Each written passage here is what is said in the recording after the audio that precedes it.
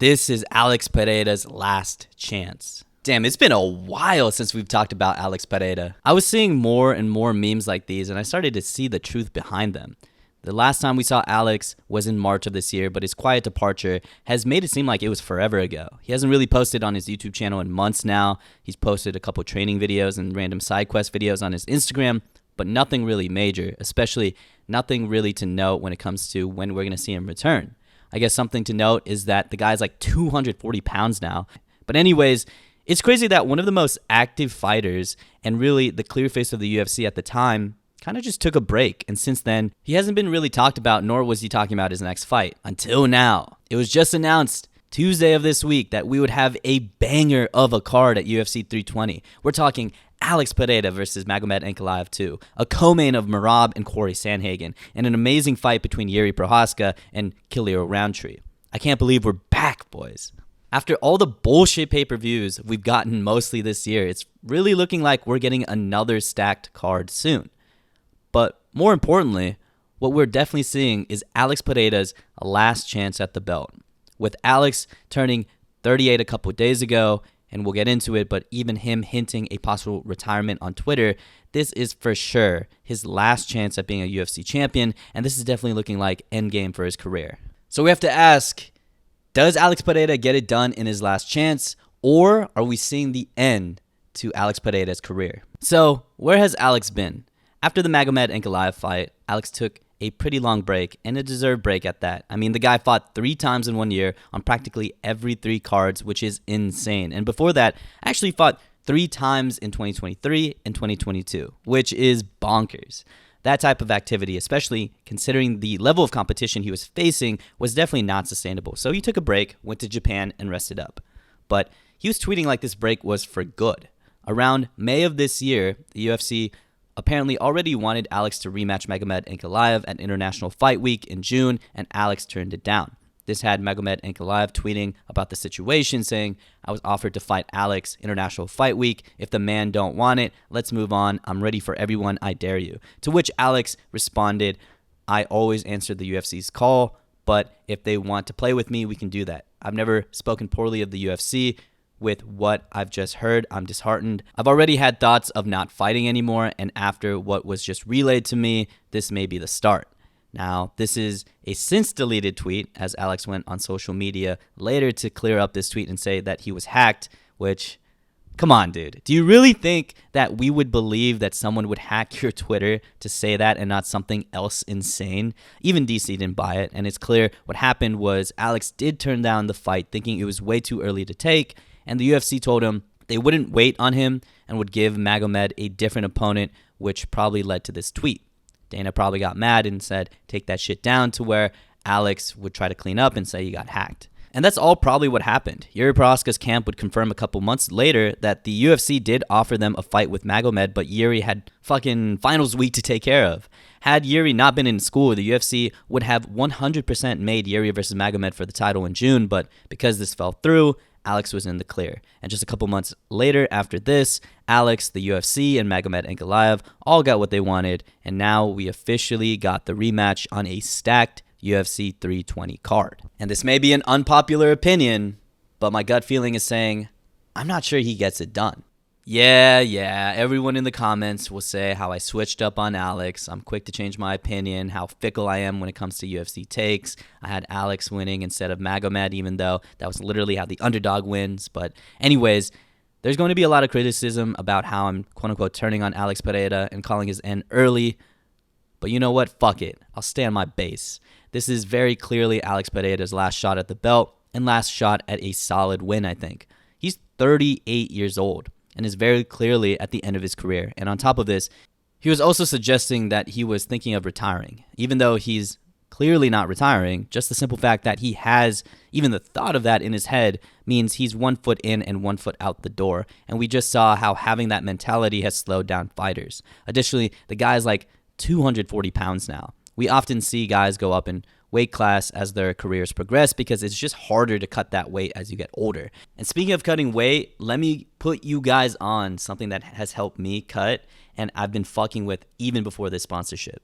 Yo, I'm actually extremely excited to tell you guys about today's sponsor, Cook Unity, because I've been using Cook Unity for over a year now. Even before this sponsorship, I've been putting my friends on Cook Unity, and trust me, they're the best ready-to-eat meals out there because I've tried them all. So, like I've been saying in these videos, I'm like extremely busy. So, I switched to ready-to-eat meals and tried them all, and Cook Unity is by far the winner. Like, this is one of my favorite tasting meals by Chef Ruben Garcia. It's called the Chipotle Lime Salmon. So good. And nobody really comes close to how great tasting Cook Unity is and the variety of meals that they offer. I'm literally going to do my Cook Unity order right in front of you guys. So, as you can see, the menu is deep. It's got a lot of choices, something that other competitors don't really have. And also, what I really like about Cook Unity is that it's really easy to filter what I want. So I've been kind of on like a low carb, near keto diet. So I can filter by keto. I can filter specifically by how many carbs and how much protein I want, and then easily get the meals that fit my criteria. Yo, if you want to enjoy these meals just as much as I do, hold on, let me chew. You can go to the link in the description below and get 50% off your first order. Or you can use code TJ50 to get also 50% off your first order. Thank you, Cook Unity, for sponsoring this video. And with Alex being 38 now and starting at a higher weight, that weight cut is just going to be tougher. So with a tough weight cut ahead of him, now being a little older and mentally already considering retirement, Alex is already starting off at a disadvantage. I know Alexander Volkanovski had a similar situation happen when he was given the chance to come back against a young killer in Diego Lopez and was coming off 2 brutal KO losses, but he was 36. And even though that's only a 2-year age difference, that makes a hell of a lot of a difference in the sport. A sport where 1 year can statistically be a huge difference between winning and losing, and where once a fighter is on the decline, it feels like every fight after that gets drastically worse and worse in the matter of months. So it seems like all of the factors outside of fighting are kind of stacked up against Alex Pereira. So let's look into his fight with Magomed Ankalaev to see it from a technical perspective. To Alex's credit, Alex will probably let his hands go knowing that he can defend the takedown and knowing that what really lost him this fight was inactivity. He probably has a better gauge of distance now and will be more confident to fight his game more. I still do think the game plan I listed here, which was basically purposely moving backwards to both use the fence to get back up and also to lull Magomed Ankalaev into a devastating shot, will still be useful in this rematch. However, let's look at it from Magomed Ankalaev's side. Not only will Magomed know that he can deal with Alex's striking, he can hurt him too, like he surprisingly did in the second.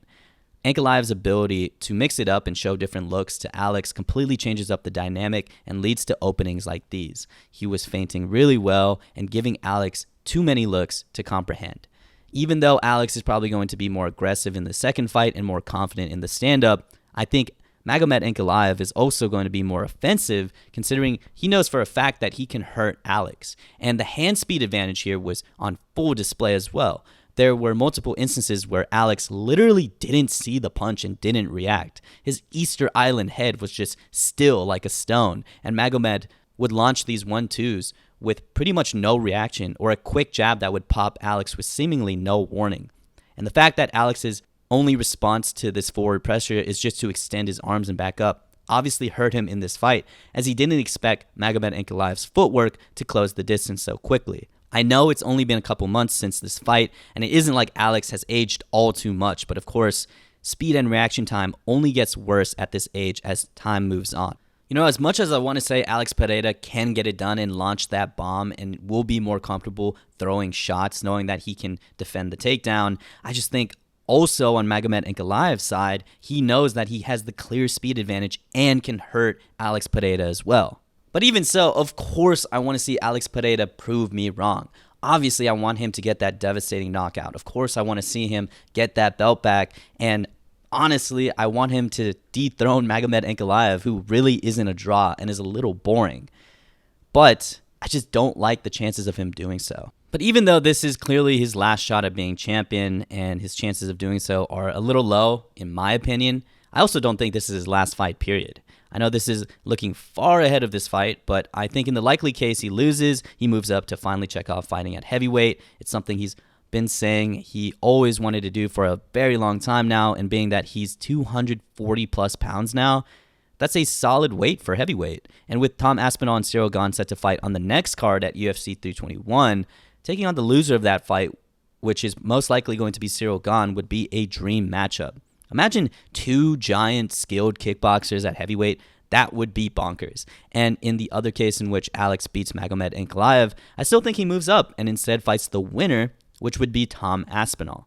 That would be also a dream matchup, and in the little time left Alex has in the UFC, he could add being a 3-division champion. But before we get ahead of ourselves, Alex does have a tough task ahead of him. This is for sure his last chance at becoming champion again, and we could either see another Volkanovski moment or we can see another Israel Adesanya moment. I guess we'll find out that Saturday.